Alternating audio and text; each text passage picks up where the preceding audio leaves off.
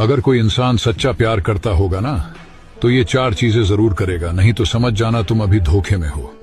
Number 1, वो आपके ऊपर शक जरूर करेगा, क्योंकि वो आपको खोने से डरता है कि यार ये कहाँ जा रहा है, किससे मिल रहा है, कोई इसे मुझसे चुरा न ले।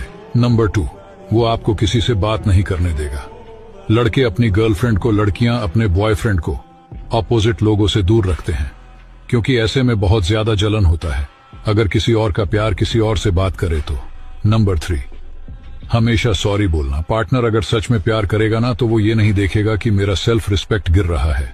अगर उसकी गलती नहीं भी होगी ना, तो भी वो आपसे सॉरी बोल देगा, चाहे गलती आपकी हो या आप उससे नाराज हो, फिर भी वो आपसे सॉरी बोलेगा।